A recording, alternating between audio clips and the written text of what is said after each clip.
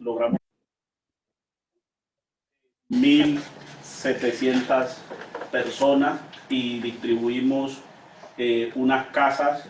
Más o menos lo que hicimos fue coger ese mapa de Colombia y tratar de ubicarnos estratégicamente en los lugares donde consideramos que el conflicto fue más profundo y desde allí ejercer en un primer momento una metodología donde nos permitiera escuchar, sobre todo, escuchar. Y esa escucha estuvo como en dos momentos, abierta en dos partes. Pues ustedes saben, la comisión tenía tres objetivos: uno de esclarecimiento, pero también uno de reconocimiento y la búsqueda de la convivencia y la no repetición, ¿cierto? Entonces nosotros lo que hicimos fue elaborar una metodología para ver cómo alcanzábamos esos tres objetivos de la comisión. Y en el primer objetivo, pues enfocado a la línea de esclarecimiento, entonces nosotros hicimos una gran labor de escucha, sobre todo. Esa gran labor de escucha nos permitió oír voces de muchos sectores, alrededor de 14.940 entrevistas. Eso, en términos de número de personas, logramos oír aproximadamente a 28.588 personas. Esto consideramos que es muy importante porque, insisto, y es como mi mensaje, un país que decidió irse a la guerra, esta experiencia de escucha, irse a la guerra por no oírse, en los años 60, cuando algunos consideraron que sus derechos estaban siendo vulnerados, pues decidieron armarse. Pero por el otro lado, una respuesta del Estado en cuanto a no querer oír esas demandas de esa sociedad, y la respuesta se dio desde la perspectiva militar. Entonces, un país que no se pudo escuchar en ese momento, creo que este acumulado de experiencia de voces es muy importante para un proceso de transición, ¿cierto? Entonces, aquí hay ya de por sí un legado desde la perspectiva de la escucha, y el informe no contiene únicamente los documentos escritos, es lo que quiero como dejar de entrada de señalado, sino que está ahí. Y ahí hay más o menos una distribución de las líneas en que logramos escuchar. Por ejemplo, a víctimas, familiares y a los testigos, más de 10.700 cargas tenemos ahí de testimonio. A actores armados, 240. Cuando hablamos de estos actores armados, pues estamos hablando del ELN, estamos hablando de miembros de la fuerza pública, estamos hablando de las AGC y otras expresiones armadas que existen en Colombia. Tercero, civiles, entrevistas a profundidad. Estas entrevistas han sido a personas que han tenido conocimiento sobre el conflicto armado, aunque no hayan sido víctimas del conflicto, acompañaron a las víctimas en los procesos de duelo o después de que pasaron los acontecimientos. Entonces consideramos también muy importante esta mirada desde el acompañamiento de otros expertos, historias de vida, pero luego también tuvimos una escucha en clave de procesos colectivos, y esta fase para nosotros los pueblos étnicos era bien importante, porque aquí lo que buscamos fue juntar comunidades o movimientos para esta escucha, y también juntamos incluso en algunos casos responsables, víctimas y responsables del FARC, pero también del paramilitarismo, e incluso logramos vincular la participación de algunos responsables de fuerzas militares. Y estas escuchas un poco fueron en clave de saber y explorar desde la dimensión colectiva cómo habían vivido la guerra. Ustedes saben que también nos correspondía explicar lo que le aconteció a los guerreros en el contexto del conflicto armado. Entonces, a sujetos colectivos, consejos comunitarios, resguardos indígenas, pueblos rom.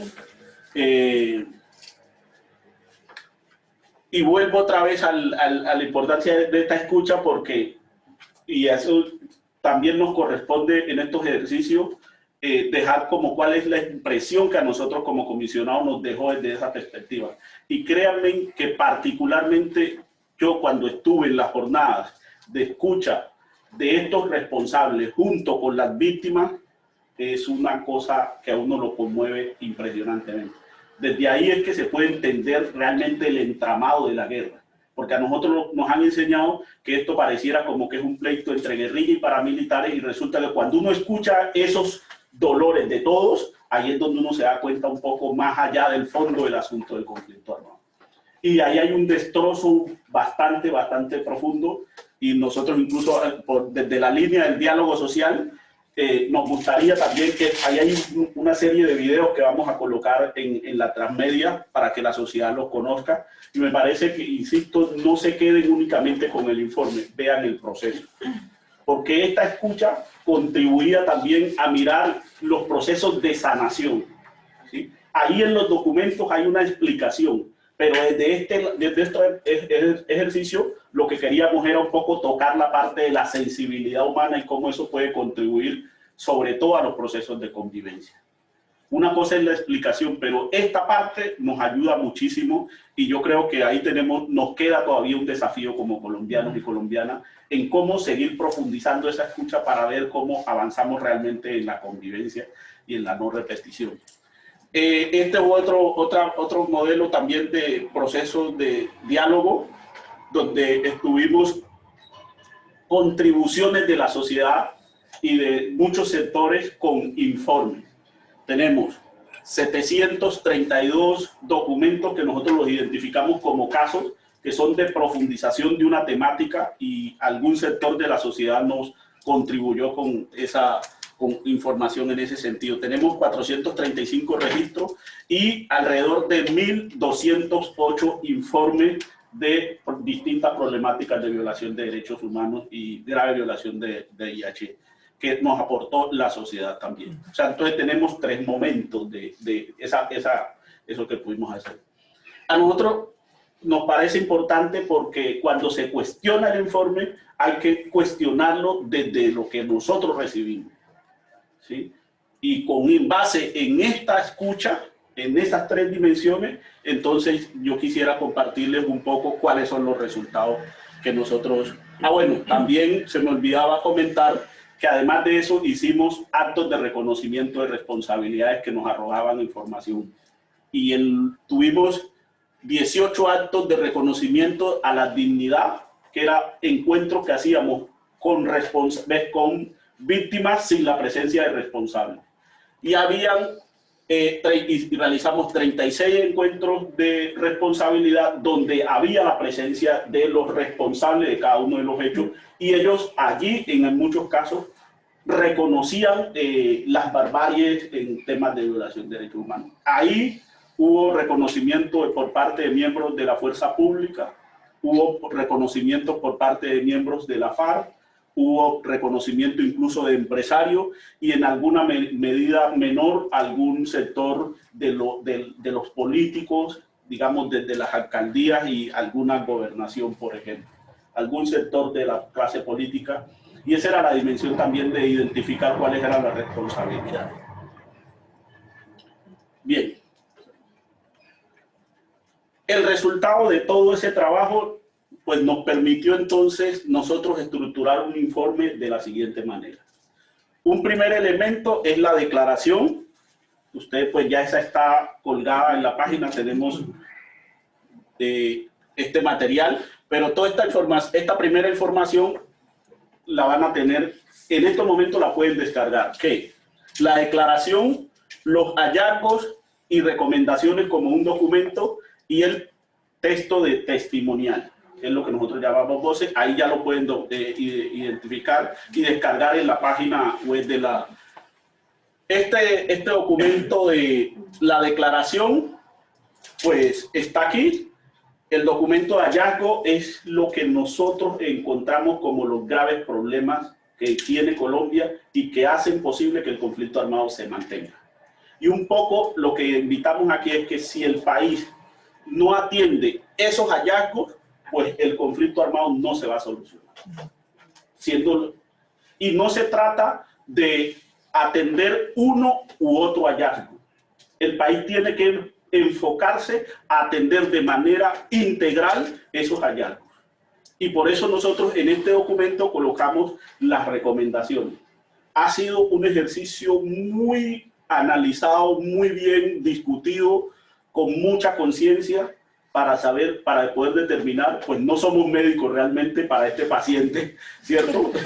pero realmente hemos intentado desde la profundidad de nuestras experiencias y desde lo que escuchamos, atrevernos a recomendarle al país. Si ustedes se ponen, digamos ustedes como país, se ponen esas vacunas que están ahí en la recomendación, seguramente se van a curar de las enfermedades que tienen, esas enfermedades del conflicto armado. Y luego el documento de testimonio que está allí es una recolección, valga la redundancia, de testimonios que nos regalaron responsables, víctimas, niños y niñas.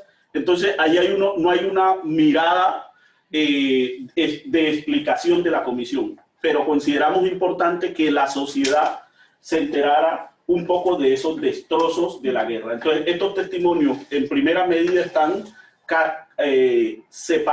clasificados, unos que nosotros llamamos como anticipación. Resulta que antes de que le sucedieran los hechos de violencia a la población, la gente tuvo sueños, tuvo imaginaciones, la naturaleza, una serie, lo que nosotros llamamos como mitos, ¿cierto? Nosotros consideramos que es importante que hubiera un documento que describiera como esa experiencia que nos contaron la gente de esos mitos antes de la violencia. Luego están una serie de testimonios que es la experiencia que vivió cada uno durante el conflicto armado. Y ahí, insisto, están desde la perspectiva de la sociedad civil, pero también hay de los responsables de todas las diversidades.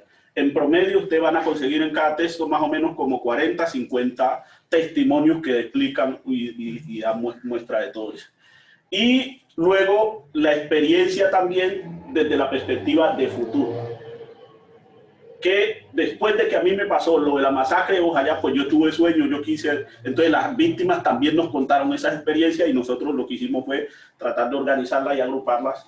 Y vamos próximamente a organizar un nuevo texto y lo vamos a colgar aquí junto a este testimonio que habla únicamente de vivencias de los guerreros en toda la dimensión y lo vamos a colocar separado también, aunque en estos ya consiguen textos de experiencia también de los guerreros. Luego vamos a publicar, bueno, hasta allí esos textos ya están. De ahí para abajo, durante este mes vamos a empezar a subir a la plataforma de la comisión los siguientes textos. El de narrativa histórica, el de territorios, el de mujeres y población LGBTI. Este es un texto que explica lo que le aconteció de manera especial a las mujeres en el contexto del conflicto armado. Hace parte de nuestro mandato y un poco de aterrizar, si bien todos los colombianos sufrimos la violencia, pues cómo se entiende esa violencia en la vida y los cuerpos de las mujeres de manera particular. Y población LGBTI también entendiendo un poco la incidencia que hicieron en el marco del acuerdo, pues también nos quedó un reto para la comisión. Este texto de territorios lo que muestra es un poco las reconfiguraciones y cómo se desarrolló el conflicto en algunas regiones de manera particular. Y el testimonio de narrativa histórica lo que busca es contar los orígenes del conflicto armado. Aquí ustedes van a ver como en términos generales una tendencia a que el conflicto armado tiene su origen desde la perspectiva de la política, la lucha por el poder, ¿cierto? Las disputas por ese poder y esa democracia. Sin embargo, esta narrativa también nosotros le damos una explicación desde la existencia de los modelos de desarrollo, desde las economías que se dan en los territorios. Y ahí estamos hablando desde economías que van sobre todo desde la perspectiva del narcotráfico hasta la perspectiva de las economías que tienen que ver con minería, proyectos agroindustriales y ese tipo de cosas. Esto es algo un poco novedoso en el sentido de que es un enlace con el capítulo de pueblos étnicos. Luego van a encontrar también el documento de Exilio. Estos dos textos, el pueblo de pueblos étnicos y el de Exilio, son bastante, digamos, novedosos. Por primera vez una comisión de esclarecimiento de la verdad decide abordar la problemática de los pueblos afrocolombianos, raizales, palenqueros, los pueblos indígenas, pero también los pueblos romanos. Y por otro lado, la comisión decidió documentar lo que le pasó a Colombia, a esa Colombia que salió de Colombia. Y estuvimos escuchando en 24 países, realmente una escucha muy profunda de más de 2000 y algo de testimonios de personas que han salido, y eso nos daba un material muy impresionante, porque esta es una realidad que incluso no se había visibilizado antes. Y sentir realmente esa Colombia desde la perspectiva del exilio ha sido también, y lo consideramos importante en la medida en que la comisión también quería reconocer que es que hubo mucha gente que, además de haber intentado defender la democracia, defender derechos humanos, pues también eso tuvo consecuencias, incluso muy ligado a fenómenos también de impunidad. Mucha gente que salió del país fue porque quiso que la justicia, por ejemplo, funcionara, porque estaba decidida a que no hubieran los procesos de corrupción, porque algunos jueces decidieron tomar postura frente a las injusticias y dictaminaron fallos, y por eso tuvieron consecuencias, ¿sí? Entonces también ahí hay una explicación muy importante y con conexión con el conflicto armado. Lo que le aconteció a los niños, niñas, adolescentes y a la población en condición de discapacidad, esto es una cosa tremendamente desgarradora. Tuvimos alrededor de 16.000 niños y niñas reclutados en el contexto de la guerra, y la vivencia de los niños y niñas en la guerra ha sido realmente de no creer. Los testimonios que ahí se tratan de introducir esa explicación son tremendamente, pues para nosotros de por sí, muy conmovedores. Y tenemos un documento que lo llamamos nosotros Impactos, Afrontamientos y Resistencia. Cada uno de estos textos va a tener adicional anexos, o sea, son documentos unidos al capítulo que tratan de explicar alguna temática para el que quiera profundizar por algún lado. Bien, la declaración entonces, en términos generales, y los hallazgos nuestros hacia dónde están girando en estos momentos.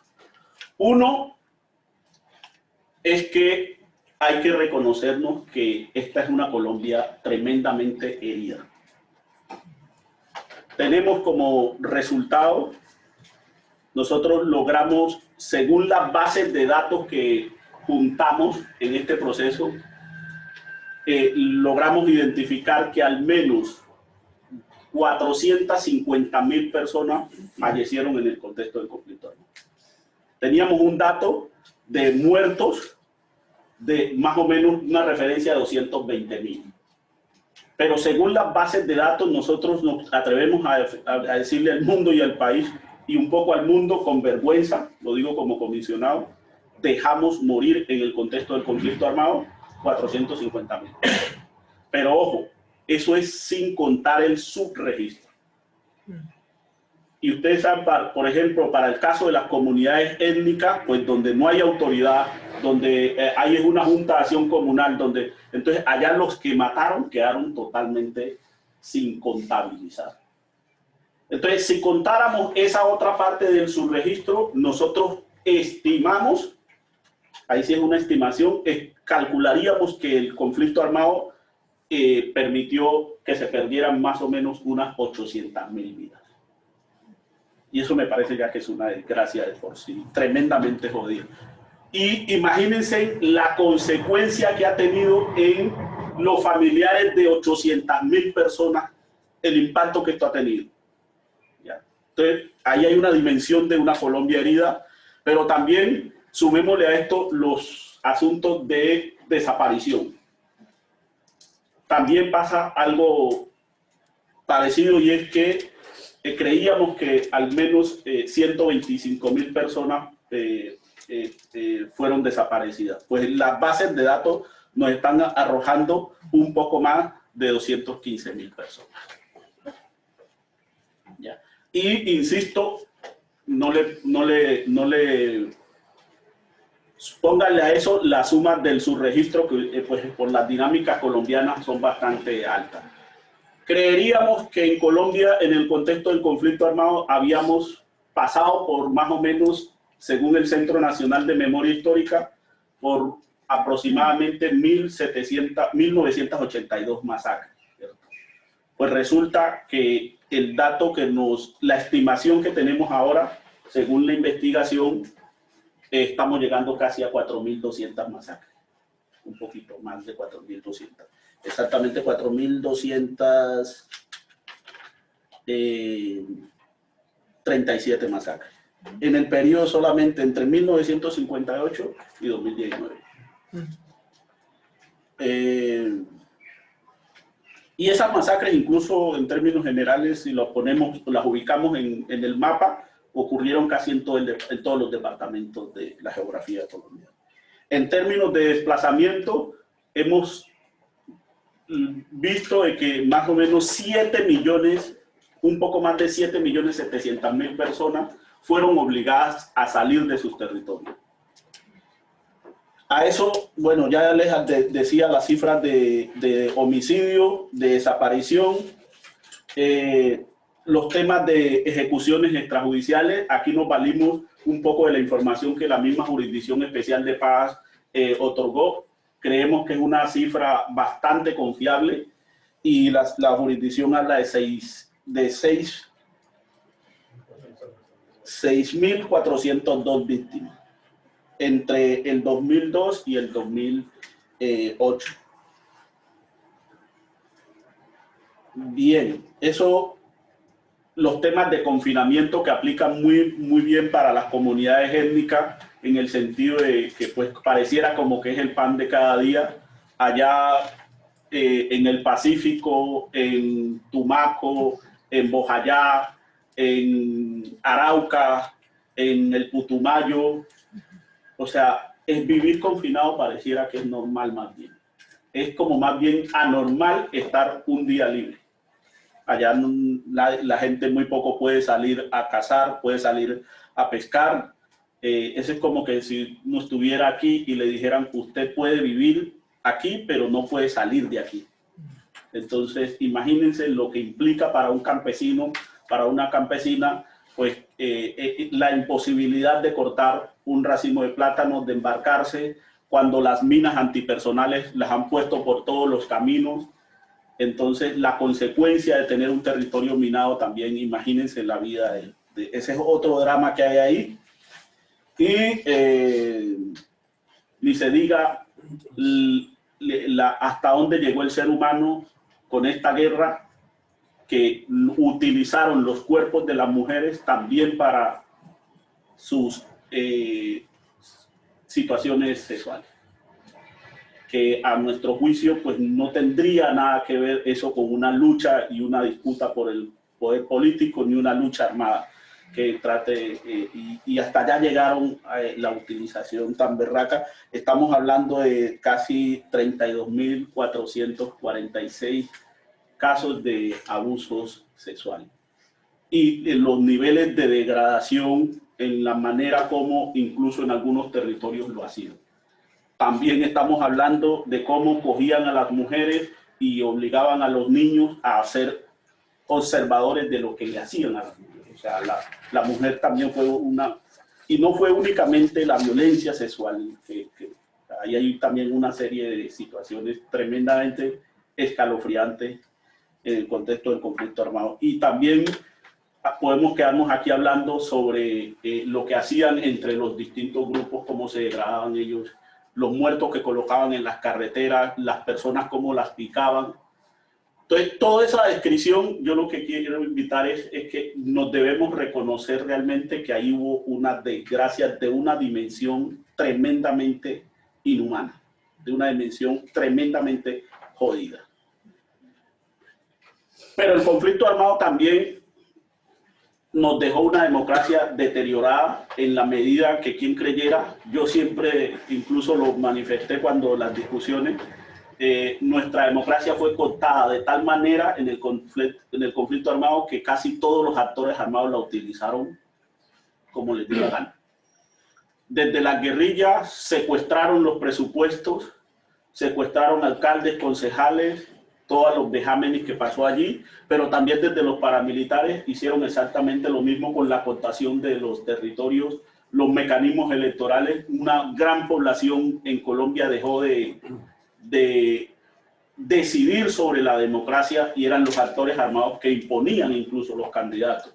Logramos ver hasta el 35 o 40% de un sector del paramilitarismo que decía tenemos contado, por ejemplo, el Congreso de la República. ¿Y eso qué consecuencias tuvo en nuestra dinámica democrática? Pues también tuvo unos impactos bastante profundos. O sea, no fue únicamente coger los presupuestos, sino tomar las decisiones políticas. En muchos espacios lo cortaron eso. Y créanme que ahí también hubo una alianza con el narcotráfico de tal profundidad que incluso hasta elecciones presidenciales se financiaron y se jugaron con eso. En clave de violación de derechos humanos e infracciones al derecho internacional humanitario, ahí hay unos hechos. Nosotros logramos identificar alrededor de 18 hechos victimizantes.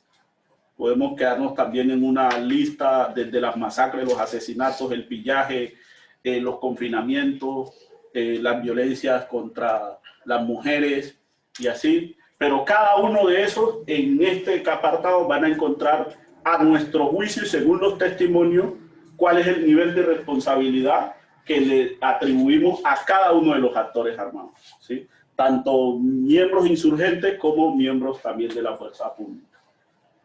Y luego encontramos un documento que nosotros lo calificamos como el entramado insurgente y ahí explicamos cómo surgieron las distintas guerrillas, insisto, desde los testimonios que logramos identificar y cómo está funcionando en algunos casos para que esto se mantenga todavía.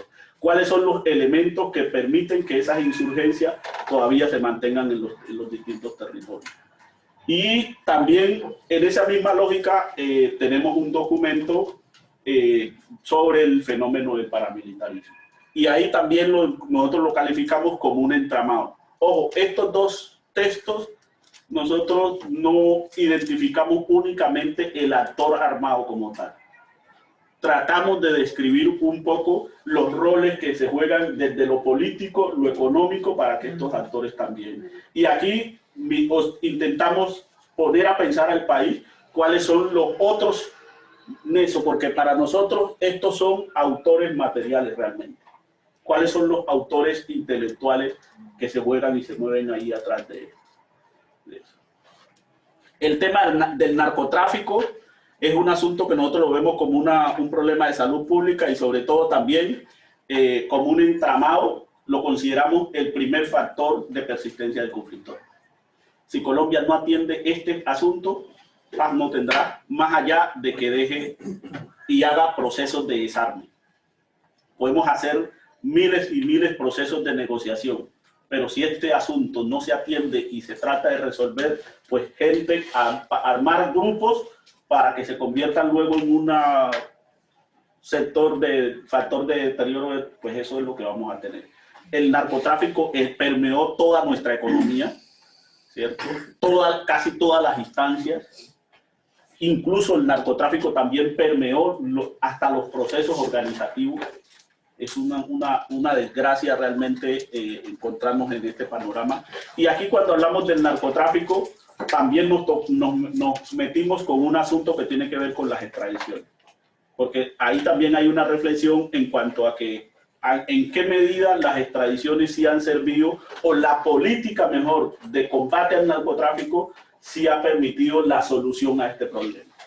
En nuestra conclusión es que a pesar de los esfuerzos que se han hecho, no es suficiente y no permite solucionar y acabar este fenómeno.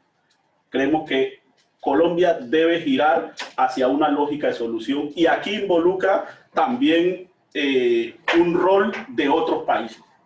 Esto es una lucha que Colombia sola no la puede, a nuestro modo de ver, dar. Esto tiene que ser con el concurso de otras naciones y se hacen intentos de analizar o cómo se mueve el narcotráfico por incluso algunas fronteras y cómo es el relacionamiento con algunos sectores. Para nosotros aquí hay un asunto que nos parece que un camino realmente en la política de inmediato tiene que ver con la sustitución también voluntaria de los cultivos de uso ilícito. Y aquí se describen los efectos en algunos casos que tuvo las políticas de fumigaciones, por ejemplo, en algunos territorios. El modelo de seguridad, lo que encontramos nosotros es que el modelo de seguridad está planteado y fundamentado básicamente en asegurar la protección de la economía, de los sectores empresariales, algunos sectores, pero no tenemos en Colombia una seguridad para la protección del ser y del ser humano. Entonces, lo que invitamos es una seguridad que garantice la protección de la... Y pareciera que en algunos casos la seguridad está más pensada para el que tiene plata o los que tienen plata, porque cuántas veces vemos que se repiten las cadenas de violencia en unos territorios y esa seguridad no es seguridad. Entonces aquí hay un desafío y pues nosotros sí, particularmente yo lo digo con mucha tranquilidad, venimos de unos territorios y aquí no es cuestionar y criticar a la fuerza pública, pero en este análisis nosotros identificamos que en los temas de seguridad intervienen alrededor de 17 instituciones más. O sea que esas otras instituciones tienen responsabilidades en los temas de seguridad.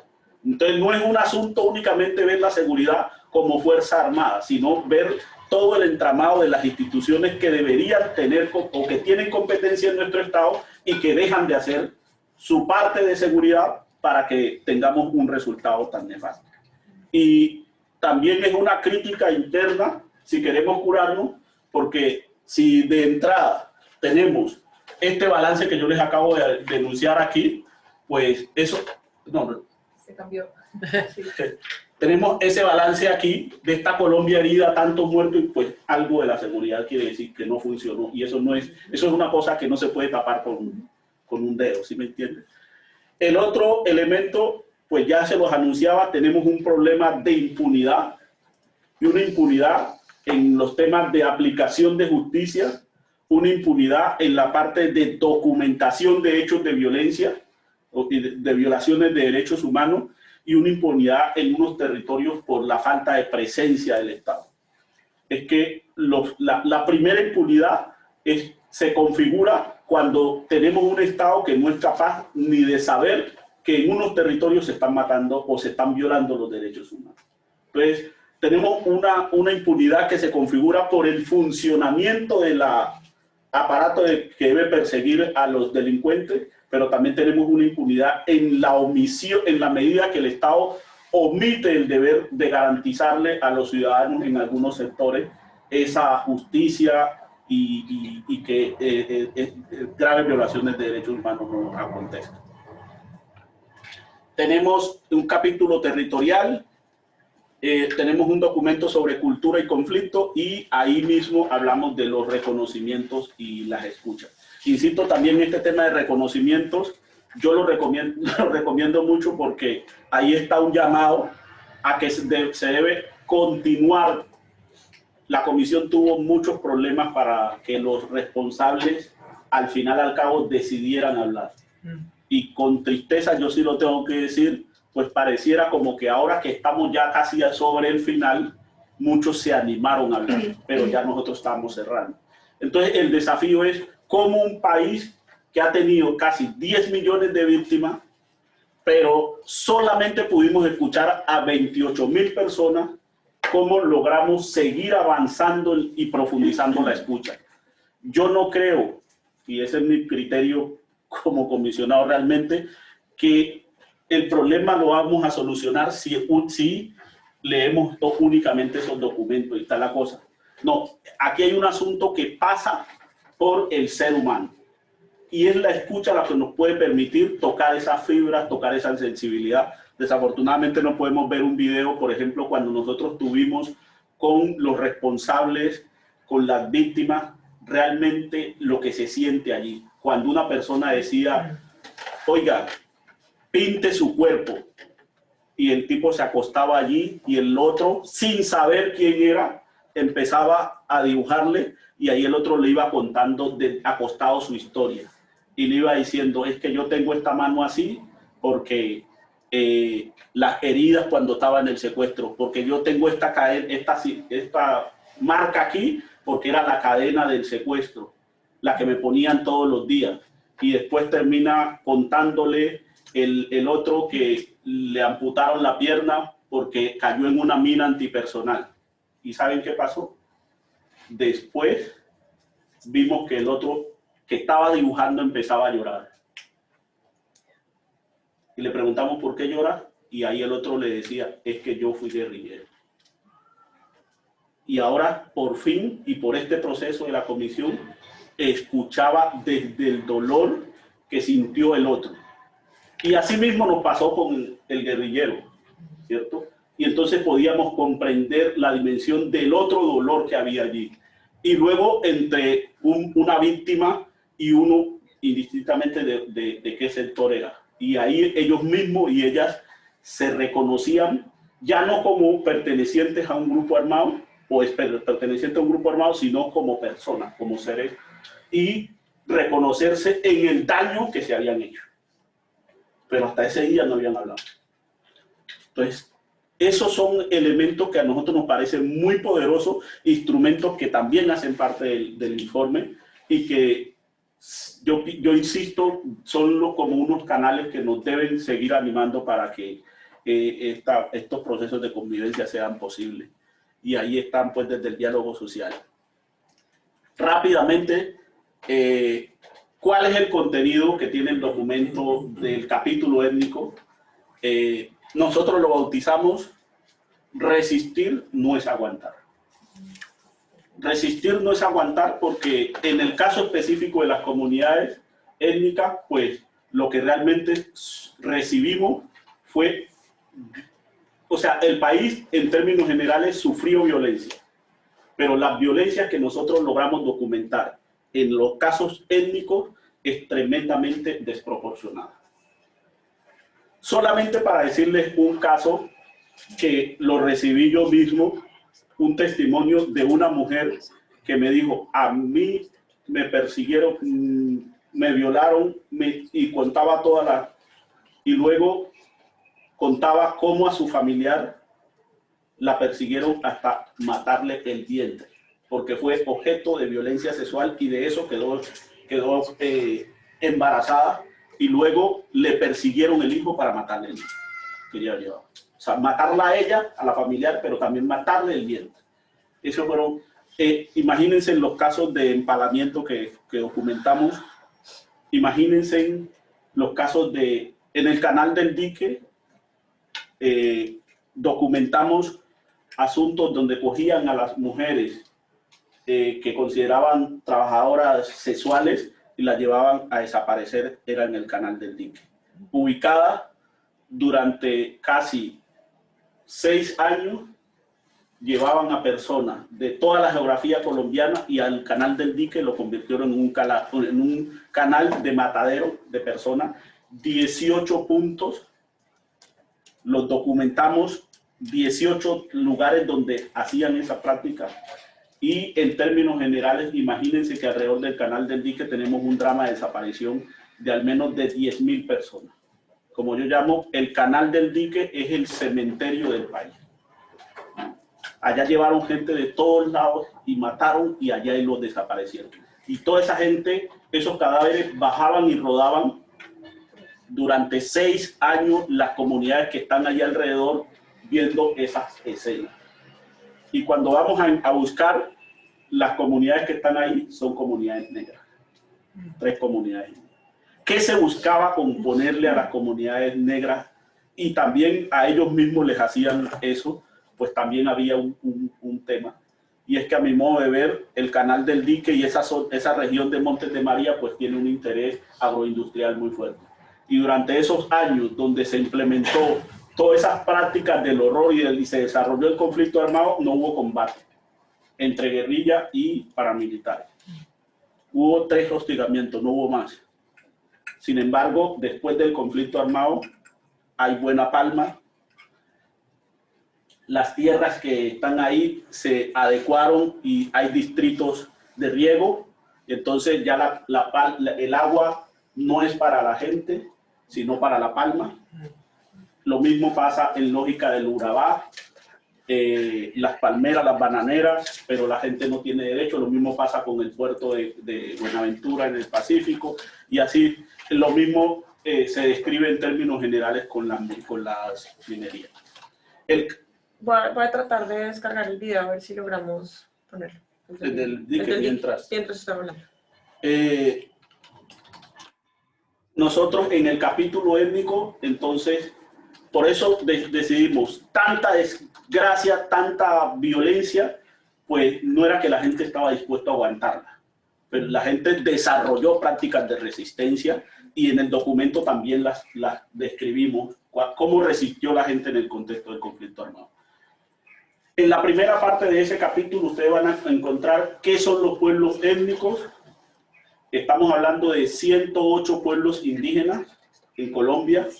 Estamos hablando que de esos 108 pueblos indígenas, casi el 60% lo que logramos identificar es que están en peligro de extinción. Algunos pueblos quedan menos de 4 o 5 personas, menos de 10 personas en algunos casos.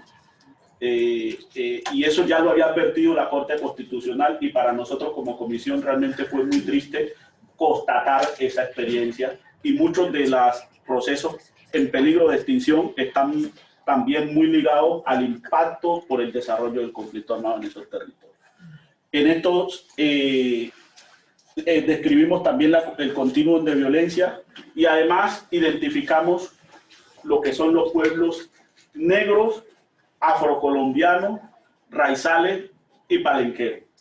Quizás puede ser muy complicado entender eso, pero de verdad nos parece central que el país y el mundo lo empiece a manejar. ¿Por qué? Porque en Colombia negros, por solo ser negros, no somos iguales. Y en la lógica nos han puesto como. Es distinto ser negro raizal, se habla criol, pero entre yo y un raizal no nos comunicamos, porque incluso no nos entendemos desde el dialecto. Las maneras y las costumbres son totalmente distintas. Pero también le pasa al negro del Pacífico y le pasa al negro del Palenque.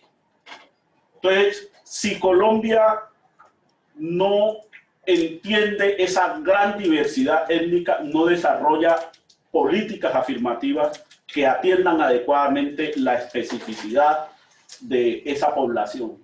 Entonces, ¿eso qué lleva? Pues precisamente a que el diseño en cada choque, pues va a haber dificultades para implementar lo que son derechos. Entonces, a nosotros nos parece fundamental que esa categorización se empiece, y es una de las recomendaciones que hacemos dentro de este capítulo. Pero aquí viene una novedad, y es que nosotros ubicamos esos pueblos. Bueno, también están los pueblos ron, ¿no? Que casi no se habla de ellos y ellas. Más de 2.000 y algo, más de 2.300 personas están ubicados en Barranquilla, Medellín, Bogotá, y la estrategia de ellos básicamente ha sido la invisibilización a partir de los graves hechos de violencia que recibieron en el contexto del conflicto armado. Entonces, ellos culturalmente incluso han optado más bien por estar en esas ciudades, pero sin visibilidad alguna. Entonces, lo que hicimos fue tomar y ubicar estos pueblos, en qué lugares están, y hagan de cuenta como que si tenemos, ese es el mapa, ¿cierto? Ahí por el... Y luego nosotros empezamos a analizar en esos lugares donde están, qué es lo que está pasando. Y nos encontramos que esos territorios hay presencia de cultivos de uso ilícito, hay proyectos agroindustriales, se desarrollan proyectos energéticos, hay una cualidad de abandono institucional. Son los territorios donde menos presencia de Estado hay. No únicamente presencia desde las fuerzas militares, sino presencia desde la materialidad de los derechos, ¿cierto? Y entonces logramos identificar y clasificar que en Colombia existen 17 macroterritorios con presencia étnica, con un grave problema de conflicto armado y de violación de derechos humanos. Y que por esos territorios se hacen los peores enclaves en materia de presencia de actores ilegales. Entonces, lo que nosotros estamos diciéndole al mundo es, miren esos territorios. Si queremos también abonar algo para que el conflicto colombiano acabe, pues el conflicto colombiano está en esta y en esta y en esta y en esta y en esta parte. 17 puntos. No lo dejemos crecer más de ahí, empecemos a solucionar al menos en cada uno de esos 17 puntos. Esa es un poco la gran apuesta, y ahí también tiene que ver con una serie de derechos. Luego, en la tercera parte, describimos las violaciones de derechos humanos, las modalidades en que se dieron. Hay una cantidad de categorías, y luego describimos los daños. Un hecho, una modalidad de violencia es el asesinato, pero un daño es, por ejemplo, el daño a la cultura.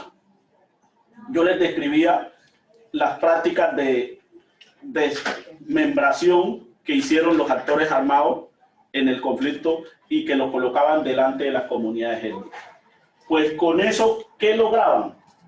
Desbaratar culturalmente a los seres humanos que estaban allí, en la medida en que el negro, la negra, el indígena, pues tienen una relación con el muerto y creían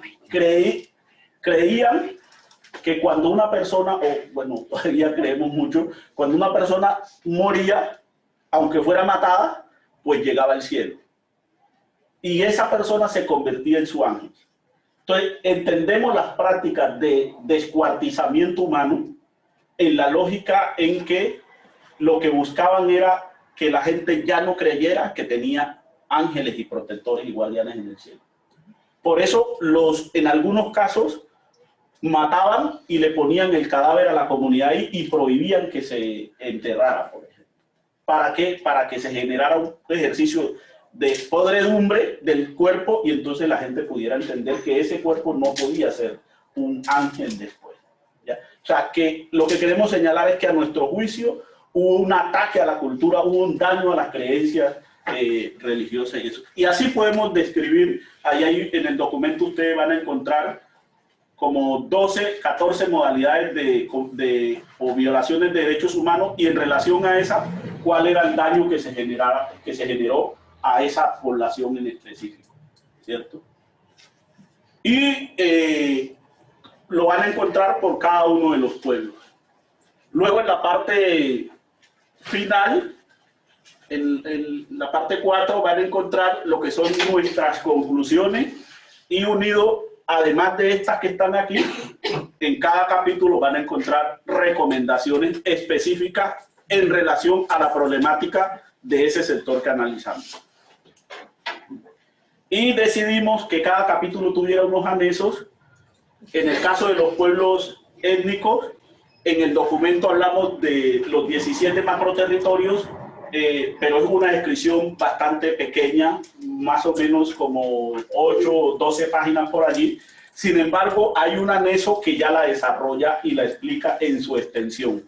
Qué es lo que se mueve allí, cómo se mueve, por dónde, y se describen, incluso presentamos hasta los mapas. Y también presentamos los proyectos agroindustriales, los proyectos mineros, ponemos ahí en esa cartografía un poco la presencia histórica que han tenido los grupos armados en esas regiones, y todo eso está muy bien descrito en ese tema de corredores. Ya termino y volvemos al video para que descansen de mí. También tenemos un asunto del Guaviare, tenemos un caso de Palenque, el Canal del Dique, que es un caso que ahorita van a ver, está bastante mencionado, San Andrés Islas. Todos creíamos que San Andrés era playa, sol y mar, ¿verdad? Que en San Andrés no había conflicto. Incluso a nosotros la misma comisión nos costó. Pues resulta que empezamos desde la Dirección de Pueblos Étnicos y con el trabajo de diálogo social a partir de la escucha que hicimos en San Andrés. Y la primera sorpresa que nos encontramos es que en San Andrés, de San Andrés, hay en estos momentos al menos 600 personas desaparecidas en clave de conflicto armado. Y la mayoría jóvenes. Y voy a decir una cosa que no me atrevo a decirlo en otro lugar. Pero cuando fui a la entrevista con Otoniel, yo esperaba que me dijera que en San Andrés no tenían presencia armada. Y lo preguntamos así, me dijo, no señor, está equivocado, allá tenemos hombres armados. O sea, la proliferación del conflicto, y lo mismo nos pasó con las estructuras de la FARC. Los casos, tenemos un caso de despojo, es impresionante, calculamos nosotros como comisión que alrededor de 8.000 hectáreas de tierra fueron despojadas de sus dueños en el contexto del conflicto armado, al menos, ¿no? Insisto, todos estos datos son teniendo en cuenta la variable del subregistro que hay en el país. Un caso sobre las violencias a las mujeres, aquí nos referimos más en detalle a lo que le aconteció a las mujeres afrocolombianas, raizales y palenqueras. Además del caso que está la descripción de las mujeres en términos de la dimensión colombiana. Y tenemos un caso que es el caso de Buenaventura. Nosotros lo consideramos importante también porque describe un poco cuál es la problemática, territorios y desarrollo, economías del desarrollo portuario, de infraestructura y de todo eso. Más o menos ese es como el panorama general del informe, y no sé si quieran ver un ejemplo de alguno de los videos con relación al canal del dique.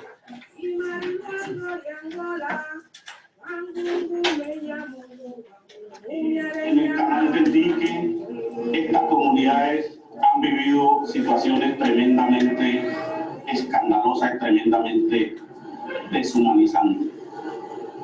Cuando el equipo de la dirección étnica empezamos a acercarnos a las comunidades, nos dijeron: tenemos un drama de desaparición forzada y hemos visto alrededor de 8 cadáveres diarios rodar por el canal del dique. Después de ir a lo largo del canal con una comprensión muy seria de esta verdad, que tienen que conocerlos, tienen que conocer a las comunidades, tienen que conocer a los niños que han venido hoy a esta reunión, y tienen que conocer a Colombia, esta verdad, y conocer a la comunidad internacional. Vamos a navegar por un cementerio inmensamente duro. Que hoy estamos aquí levantando la voz de los campesinos, de las víctimas, de los indígenas, de los negros y las negras que no fueron escuchados y que yacen ahí en el lecho del canal. Ellos decían que las asesinaban y era porque eran trabajadoras de la vida fácil y que tenían SIDA. Habían días que contábamos hasta 20, 15 mujeres. Le pido perdón a aquellas víctimas que fueron afectadas por el conflicto, a todas las víctimas. Hoy he venido a dar la cara, venir hasta acá, acompañada con autoridades para seguir esclareciendo todos los hechos y más los cuerpos que fueron arrojados en el canal de dique. Pero también el reto que tenemos en materia de respuesta a las víctimas que hoy están esperando que les digamos cuál fue el paradero y la suerte de sus seres queridos desaparecidos. Invitamos a todos ustedes a que nos adentremos a la profundidad de esas aguas del canal del dique, donde están millones de colombianos enterrados, desaparecidos. Estamos a la orilla del canal del dique, quienes tuvimos que padecer y vivir estas verdades. Porque éramos nosotros, cuando había un desaparecido en el caso del municipio de San Cristóbal Bolívar, donde nos pasábamos 2 o 3 días esperando a ver si uno de esos cadáveres que pasaban eran nuestros familiares. Concluimos finalmente a una masacre que se hizo a todo lo largo del río. Y quisiera que esto lo viviéramos muy en profundidad, que sintiéramos el dolor de las madres, de las esposas, de los hijos e hijas, de los que en otras partes de Colombia vieron que su gente querida asesinada era traída aquí y tirada al canal, y ustedes la vieron pasar como cadáveres. Pero justamente es la oportunidad para retomarlo desde aquí, desde estos pueblos tan queridos, y mostrarle a Colombia lo que nos ha pasado. Sí, muchas gracias.